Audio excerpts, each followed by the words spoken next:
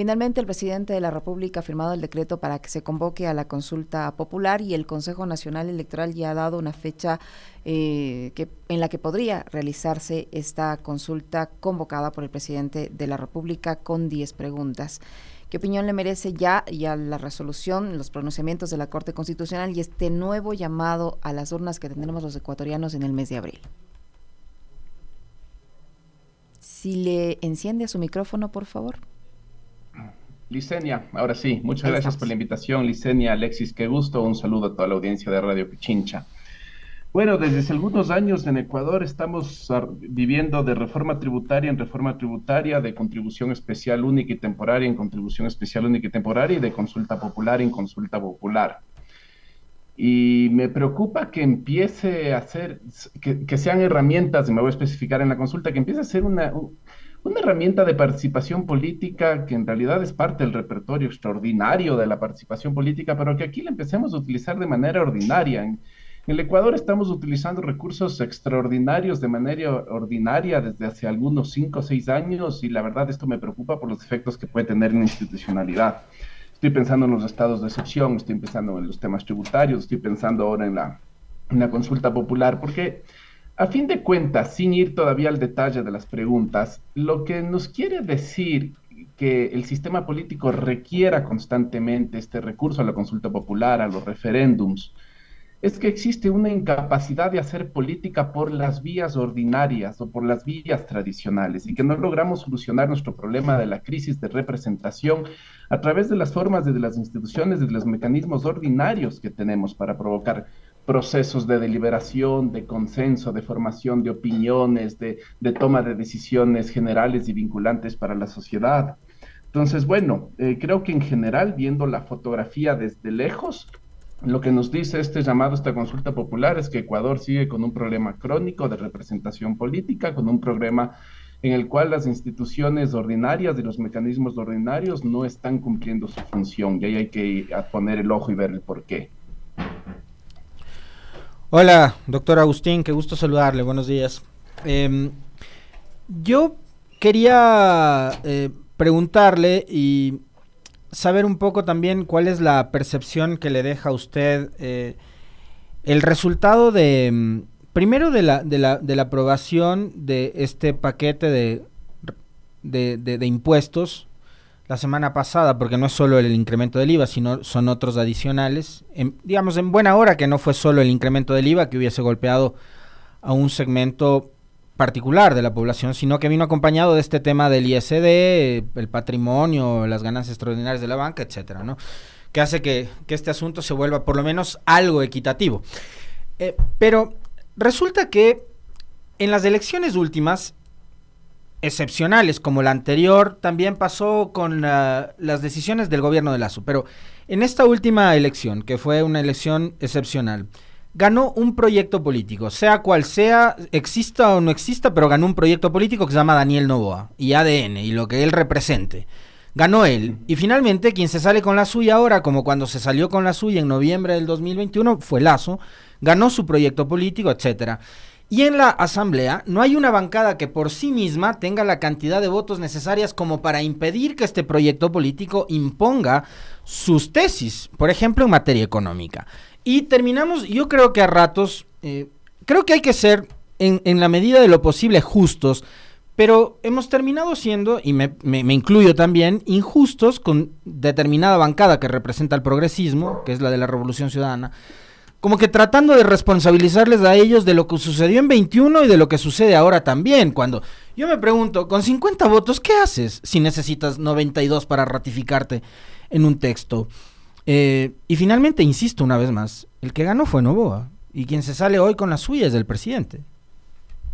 Sí, me parece muy buena pregunta, Alexis, gracias. Te respondería de tres maneras, porque claro, ¿no? A la final, la población no vota mayoritariamente por la Revolución Ciudadana para que gobierne, pero el rato que llegan los presidentes que dijeron que no iban a subir impuestos y que suben impuestos, le reclaman a la Revolución Ciudadana porque no se inmola en la asamblea para detener eso. Pero bueno, era que le Exacto. votes. Pero bueno, además que el proceso de formación de la ley económica urgente es perverso, porque, y aquí con esto me meto al primer punto, y esta es la parte que creo que se le podría criticar un poco a la Revolución Ciudadana, y es que sí creo que pudieron haber comunicado mejor su participación en la ley, en las leyes económicas urgentes que ha sacado el presidente Noboa. Y lo digo porque si es que esos proyectos de ley salían como llegaron inicialmente a la Asamblea, eran un desastre, eran un desastre. Entonces, si algo le ha faltado a la Revolución Ciudadana es vender que su proceso de participación en la deliberación en la Asamblea ha mejorado un poquito el principio de justicia tributaria, de los proyectos de ley, etcétera. ¿Ya? Creo que si es que algo se le puede achacar o criticar o se le debe señalar a la Revolución Ciudadana es de eso. Porque la otra es, la Revolución Ciudadana se pone en un comportamiento no cooperativo, con todas las retaliaciones que eso significa después, porque no nos podemos hacer los que no sabemos cómo funciona la política en este país. Va a haber retaliaciones después, retaliaciones de índole judicial, retaliaciones en otras esferas del Estado que ya han hecho de la Revolución Ciudadana el blanco de sus intervenciones extrapolíticas. Pero sí creo que se debió haber comunicado de mejor manera eso, porque si no la Revolución Ciudadana queda como el jamón entre dos grandes paredes, la pared de los que no le votaron y le dicen ¿por qué no nos salvas? Y la pared de los que le votaron y le dijeron no te voté por esto. Eso es lo primero que te podría decir. Lo segundo que te podría decir, ya no pensando como un militante o un activista político o un analista político que tiene una referencia, una orientación por el campo nacional político popular, ya poniéndome en el lugar del Estado, eh, creo que el debate, y esto no les va a gustar generalmente, no les gusta a las personas con las que comparto espacio y opiniones, ni charlas políticas, pero creo que este debate de o el IVA, o subir el impuesto a la renta a las sociedades, o subir las contribuciones de los bancos, o hacer una contribución nueva especial al patrimonio, era un debate falaz. Estamos en un momento en que lo que se requiere es todo. No es que o el IVA, o mejorar el impuesto a la renta, o cobrar las deudas a los deudores morosos, necesitamos todo. O sea, el hueco que tenemos en este momento, el déficit del Estado por el peso de la deuda, es de un tamaño tan brutal que hasta que no se renegocie la deuda y hasta que ese proceso de renegociación de la deuda no nos dé liquidez y no nos dé respiro para empezar un proyecto de inversión pública que nos permita dinamizar la demanda agregada interna, dinamizar la economía interna y volver a crecer. Entonces, sí creo que ese debate era estéril y creo que no le ayuda al país en las condiciones en las que estamos. Y no le ayuda al país porque yo sé, es verdad, es recontra hiper injusto las remisiones que se hacen y hay una cultura tributaria de no voy a pagar impuestos, voy a darme crédito tributario, con tal después solo tengo que pagar lo que debo, no tengo que pagar ni deudas, ni multas, ni intereses. Yo sé que es pernicioso. El problema es que para cobrar esas deudas en firme hay que ir a juicio y para ir a esos juicios te vas a tardar años y en el momento en que a través del Consejo de la Judicatura, por todo lo oceánico que fue la Revolución Ciudadana, había un mayor clima en la justicia para los juicios en favor del Estado, no salían todos los juicios para cobrar a los deudosos, salían, no sé, 6 de 10, 7 de 10. Hoy en día no vamos a sacar un juicio en favor del Estado. Entonces lo que hay que pensar es qué reforma estructural hago para evitar que sigamos cultivando esta tarea de morosos que después se acogen a un crédito tributario de facto y después pagan con remisión de multas de intereses. Pero es Agustín, perdona que te corte ahí porque quiero atarlo con lo que estaba comentando hace un momento de lo que se conoció durante este feriado del impedimento, supuesto impedimento que habría tenido Sebastián Corral. Pero es más de lo mismo, o es parte de lo mismo, es ese segmento muy pequeño de la sociedad, el 2%, que se cree que está por encima del bien y del mal, que además sabe que se cree y se sabe impune, que no le va a pasar nada, y que el pago de impuestos, las leyes, las normas, las restricciones, las prohibiciones, las sanciones, siempre están para los débiles, pero no para ellos. Por eso tienen acciones, inversiones o sus dineros en paraísos fiscales y a pesar de que hay una prohibición expresa, son candidatos, pueden ser candidatos, no hay ninguna institución que les impida hacerlo, ejercen el cargo público y ahora nos venimos a dar cuenta de que no ha podido, pero la Contraloría anterior no dijo nada, no se pronunció nunca. Y hoy la Contraloría con las mismas leyes, con la misma Constitución dice no, sí tiene un impedimento. Entonces, así no cambiamos nunca como sociedad, Agustín. No vamos a cambiar nunca, pero porque, y esto es, por esto a mí me molesta de una forma y a veces me provoca malestar visceral el anticorreísmo, porque en el corazón del anticorreísmo lo que hay es un proyecto político en el cual las élites le están diciendo al país, no vamos a volver a tolerar una experiencia política en la que perdamos el gobierno, el control, la rectoría de las instituciones del Estado. Y los privilegios.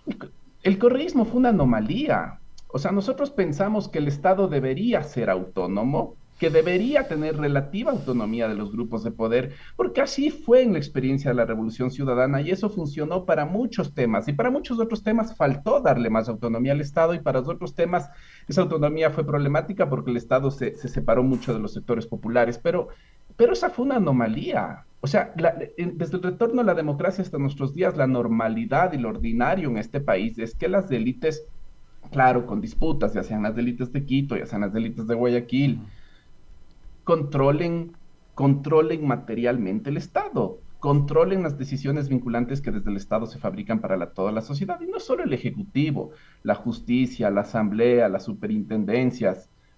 Entonces, eso es un poco, ahí yo creo que por eso persiste sí persiste todavía, a pesar de todas las críticas que se hace, a pesar de que muchos analistas dicen que esta dinámica de correísmo, anticorreísmo nos ha llevado a la destrucción del país, bla, bla, bla.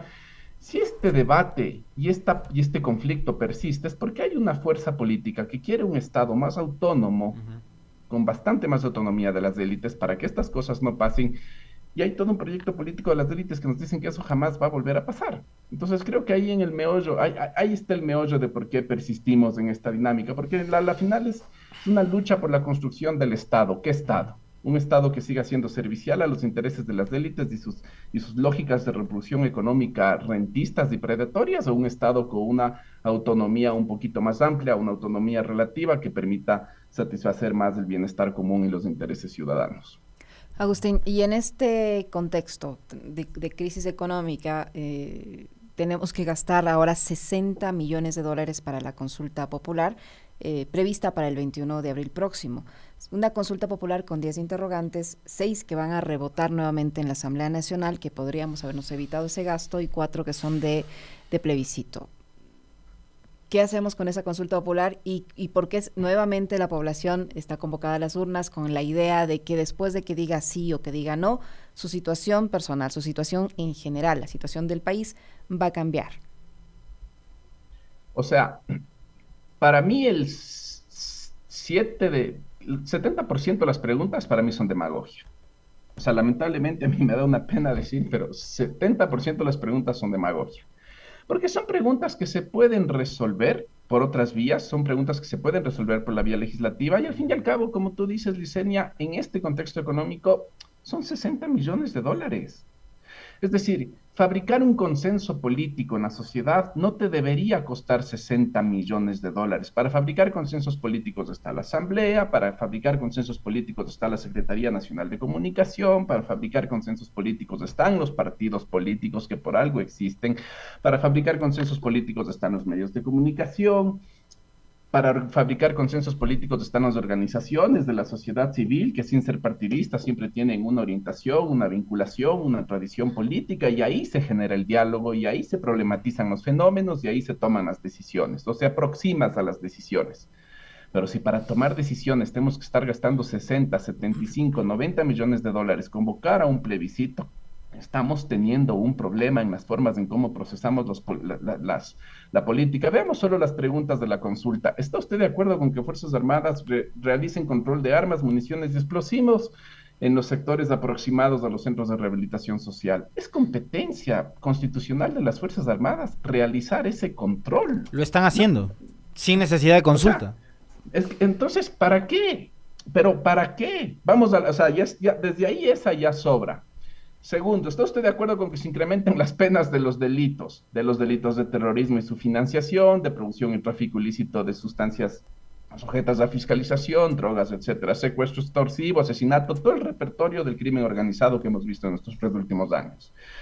Y aquí te voy a decir 2 cosas. Primero, en ningún país se ha probado que elevar las penas de esos delitos sirva. O sea, aquí se piensa con una racionalidad del homo economicus que no existe. A ver, ¿qué tan rentable es cometer este delito? Si es que me suben la pena es menos rentable, si me bajan la pena. No funciona así. Ni siquiera hay cómo hacer ese cálculo, porque como la justicia no funciona y la impunidad está garantizada, subir las penas no va a servir de nada. Lo que sí serviría es que el Ecuador haga una evaluación de qué tanto se están cumpliendo las recomendaciones del GAFI, qué tanto se está cumpliendo en Ecuador. No son 5 o 6, es un catálogo de recomendaciones del GAFI, que es lo mejor que existe para luchar contra el crimen organizado.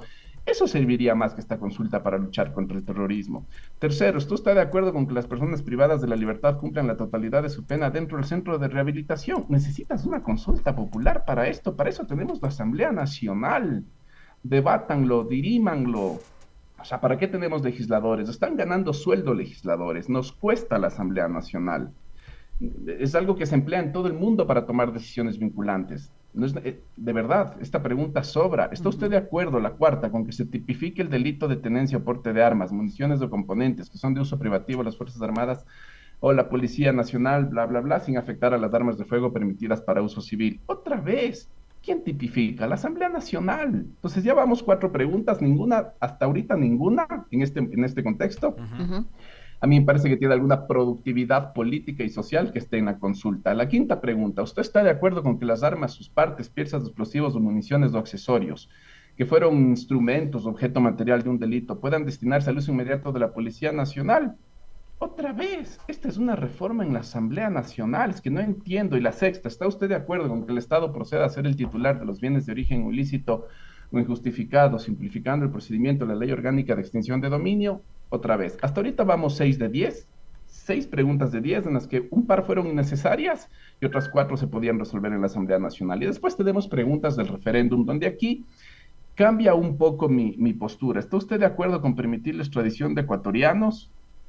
Es otra vez el refrito de la pregunta de Guillermo Lasso, pero bueno, entiendo que se vaya a plebiscito. O sea, si queremos dejar, entiendo que se vaya a plebiscito, aunque va a ser un experimento muy interesante que se le haya negado a Guillermo Lasso, y si es que el resultado ahora es positivo, porque lo que va a decir y lo que va a dejar muy en claro es que en los referéndums, en las consultas populares, se está votando por todo menos aquello que por el texto en la pregunta. Las consultas vienen a ser, una vez más, una suerte de plebiscito de popularidad del presidente de turno. Total. Segundo, ¿está usted de acuerdo con el establecimiento de judicaturas especializadas en materia constitucional? Lamentablemente esta pregunta nace porque la Corte Constitucional no quiso hacerse cargo del problema que estábamos teniendo con las acciones de protección. Y yo sí creo, así como yo estoy diciendo, para algo tenemos Asamblea Nacional. Si la Corte Constitucional ya vio que era un problema cómo se estaban haciendo uso de las acciones de protección, y si es que ya hay evidencia de cómo las corporaciones de delincuencia organizada hacen uso de la ley de garantías jurisdiccionales en su favor, entonces la Corte Constitucional debió haber, primero, promovido reformas en la Asamblea Nacional y segundo, haber sacado fallos bastante más productivos que los que ha venido sacando. La tercera pregunta, ¿usted está de acuerdo con que el Estado ecuatoriano reconozca el arbitraje internacional? Volvemos al tema del arbitraje internacional. No hay decisión en este país que se pueda sostener por más de 5 o 10 años. Y así no se puede construir una política de Estado. Y la cuarta pregunta, ¿usted está de acuerdo con enmendar la Constitución de la República y reformar el Código de Trabajo para el trabajo fijo y por horas? Entonces, ya, en las preguntas del referéndum, lo que aquí vamos a tener es extradición, judicaturas especializadas, trabajo por horas y arbitraje internacional. 2 de las 4 preguntas lo que quieren hacer es profundizar la transformación del modelo de desarrollo económico del país, que es todo un debate y al cual no le hemos dado la profundidad que se le merece. Si me preguntas a mí, esto no ameritaba consulta popular. Yo por eso regreso a la reflexión que te hice al inicio. Algo está pasando en Ecuador desde hace mucho tiempo, que los mecanismos ordinarios, los partidos, las instituciones que tenemos para hacer política no están sirviendo y los presidentes están recurriendo a mecanismos extraordinarios para poder hacer una acumulación rápida, brutal y fugaz de legitimidad política. ¿La Corte Constitucional pudo haber hecho algo más para impedir que, por ejemplo, varias de las preguntas que son llover sobre mojado pasen en esta ocasión, incluida, por ejemplo, el tema de la extradición, Agustín, haciendo la reflexión de que, vamos, sobre esto ya votamos en febrero del 2023, vamos nuevamente a votar sobre lo mismo? decir, el trabajo de la consulta, de la Corte Constitucional sobre el tema de la consulta, a criterio de Agustín Burbano, ¿cuál fue? ¿Fue bueno, fue malo, quedó debiendo? Porque finalmente van a terminar siendo cómplices de lo que suceda o no con o el resultado de esa consulta. Yo no soy constitucionalista, pero si es que esto ya se le consultó en la última consulta popular al pueblo ecuatoriano, lo mínimo que yo habría esperado de la Corte Constitucional es que sostenga la decisión del pueblo ecuatoriano. Claro.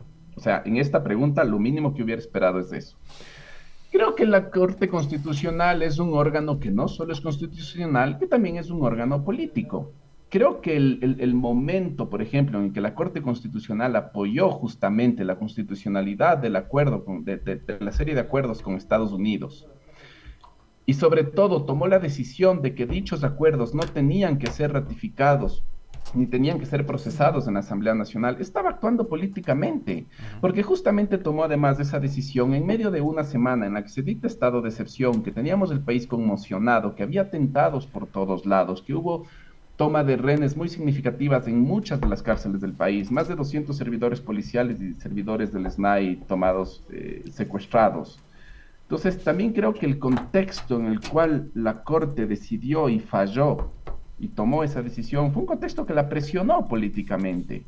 Pero yo sí hago una reflexión muy supina y muy básica y muy ordinaria. Pero si es que es la Asamblea Nacional la que tiene la potestad de legislar la ley, y si es que un acuerdo está concediendo excepciones a la aplicación de esa ley, quien tiene que autorizar esa excepcionalidad de la ley es la Asamblea Nacional. Para mí no había más vueltas que darse. O sea, si están pidiendo que cualquier servidor estadounidense en este momento que venga en el marco de ese acuerdo tenga las inmunidades diplomáticas del cuerpo diplomático, y eso implica excepcionalidades en un montón de materias legales, eso tenía que pasar por el ente que tiene el monopolio de las decisiones legales de este país, que es la Asamblea, punto. Entonces, lo que te diría es que la Corte Constitucional, no nos olvidemos, no solo es una corte técnica experta de personas constitucionales, es una corte política. Y el contexto en el cual tomaron esa decisión debió haber influenciado muchísimo en los resultados de su votación. Correcto.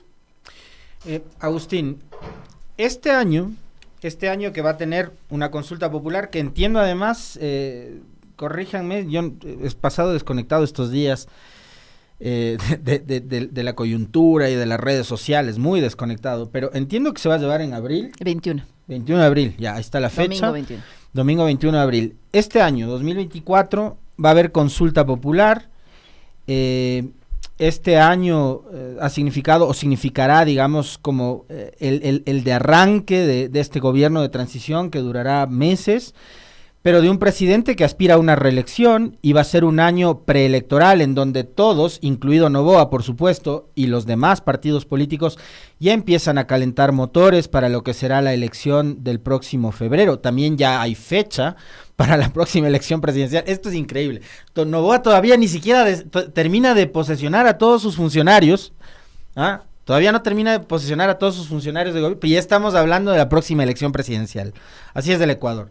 Y de paso de la consulta que estamos conversando ahora con Agustín. Es un año preelectoral.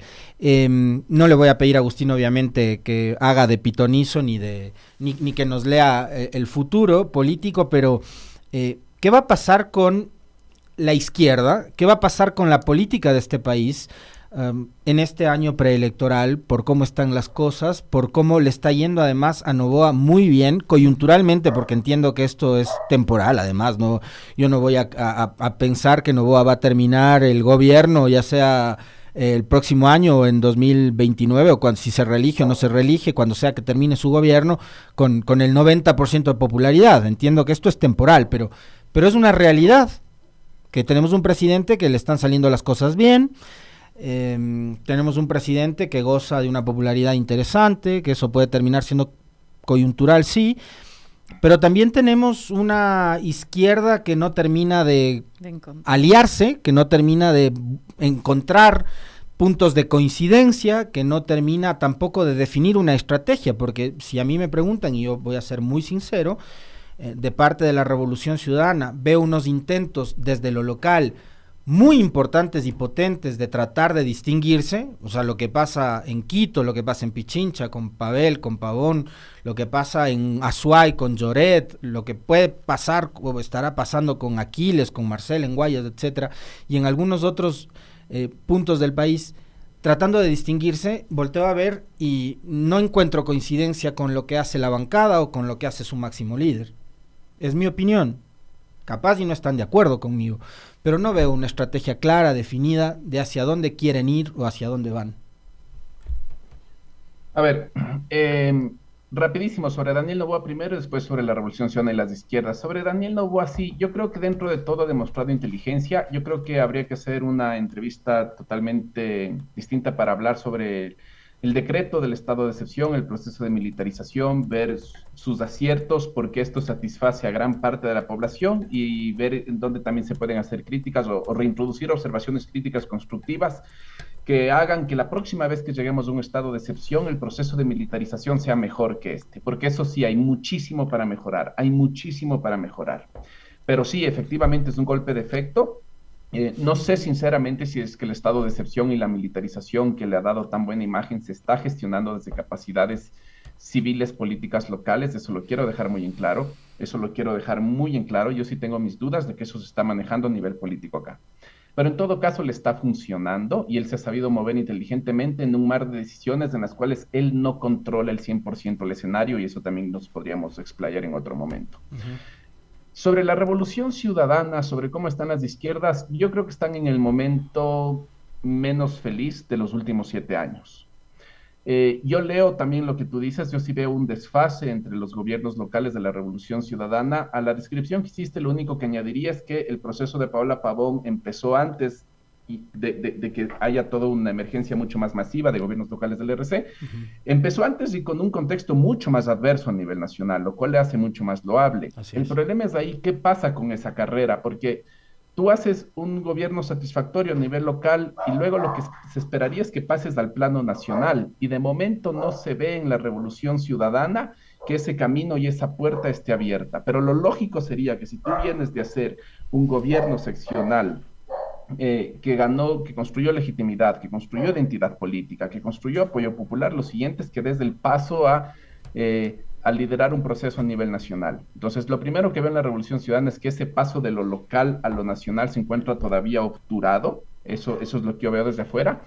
Pero lo segundo que te voy a decir es que en la Revolución Ciudadana, lamentablemente, creo que lo que se está definiendo como estrategia nacional no es una estrategia que sirve ni para que los gobiernos locales acumulen políticamente y no está sirviendo ni siquiera a los intereses propios de las personas que están siendo perseguidas por el lawfare, ¿ya? Yo creo que en algún momento la Revolución Ciudadana se tomó una decisión que hay que revisar, hay que apoyar y priorizar el proceso de acumulación política para que una vez que ganes las elecciones puedas construir las condiciones para revisar los casos de persecución política judicial.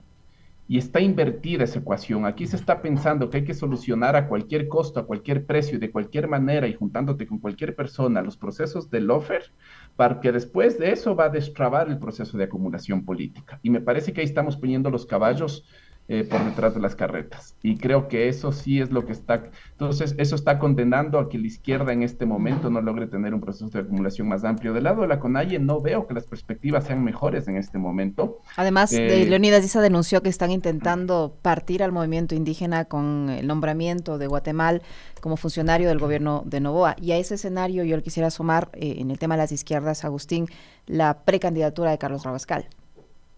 Exactamente, Licenia. Ahí hay dos temas. Primero, eso siempre pasa, el movimiento indígena, como cualquier otra organización política, es un movimiento que siempre está tensionado o por el mercado o por el Estado, y la incorporación de Guatemala en el Estado tensiona al movimiento indígena, es la historia de toda la vida.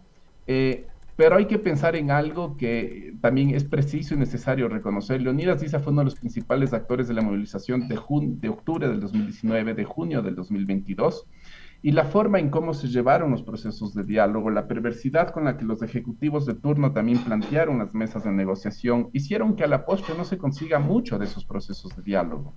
Entonces, es el haber generado tales procesos de movilización tan masivos y populares y que paradójicamente hayan dejado tan poquito de lado del pueblo, también es algo que a la postre en la ecuación empieza a cuestionar la imagen y el liderazgo de Leonidas Diza en el movimiento. Entonces tampoco es el momento más feliz, para la CONAIE, porque toda esa capacidad de movilización brutal que no fue solo indígena y que la CONAIE lideró, no se logró traducir y capitalizar políticamente en algo más amplio y en una plataforma más amplia y más plural. Eso tampoco se pudo hacer desde la CONAIE y eso hay que dejarlo bien en claro. Ahí también hubo una debilidad política para hacer política. Entonces el escenario no es feliz y lo que demuestra lo de Rabascal, que señalas muy acertadamente, Licenia, es que no existe de momento dentro de las izquierdas, ni dentro de la esfera más amplia de la Revolución Ciudadana en particular, ni dentro de las izquierdas en general, no existe un proceso de deliberación interna por el cual se pueda ir una competencia y se establezcan ganadores y perdedores y nos vayamos detrás de una candidatura. Eso de momento no existe. Entonces, lo que vamos a tener en estas elecciones,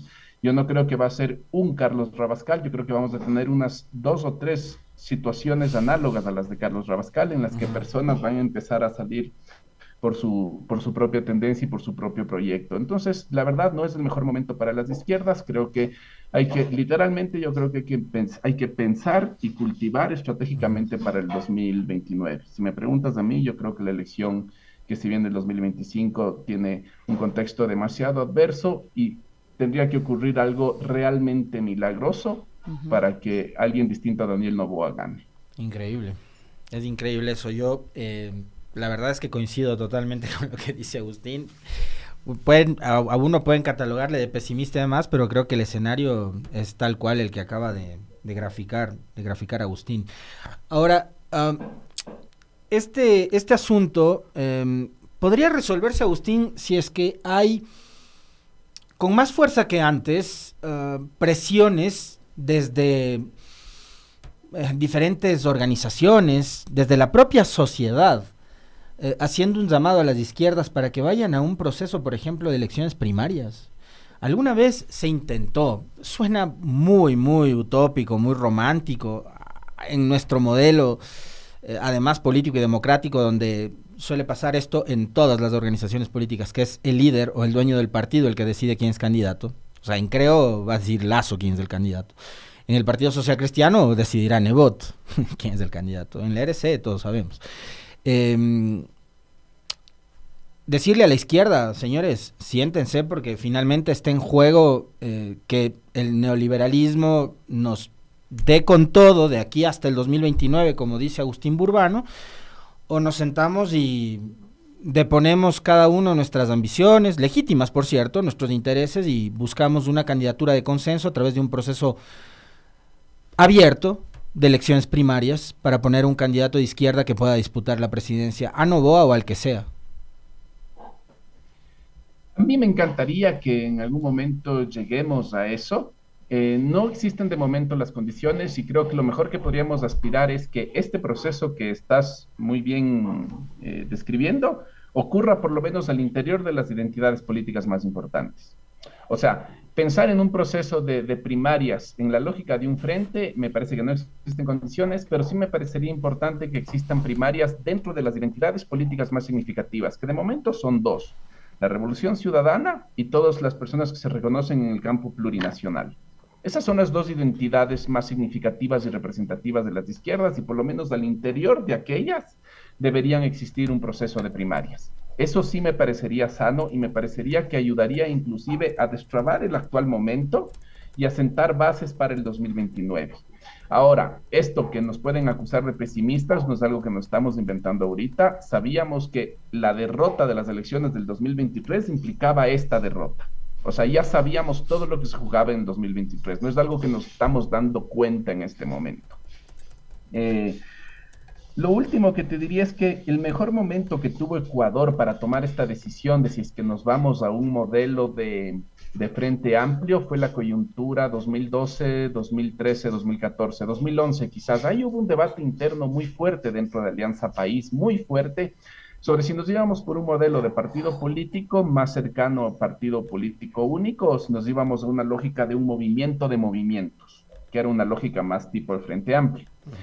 Se perdió la tesis del movimiento de movimientos y yo creo que ahí sí se perdió lamentablemente capacidades políticas. Y te digo por qué, porque si es que Alianza País se habría organizado como un movimiento de movimientos, un movimiento más grande, paraguas de unidades organizadas, políticamente organizadas, más pequeñas en su interior, cuando se da la ruptura con Lenín Moreno primero y cuando se da la persecución política con Lenín Moreno también y después el partido no se habría desintegrado de la manera que se desintegró. porque las distintas fracciones se habrían reagrupado en sus movimientos primarios y no se habrían destruido las capacidades políticas con la rapidez con la que se rompió.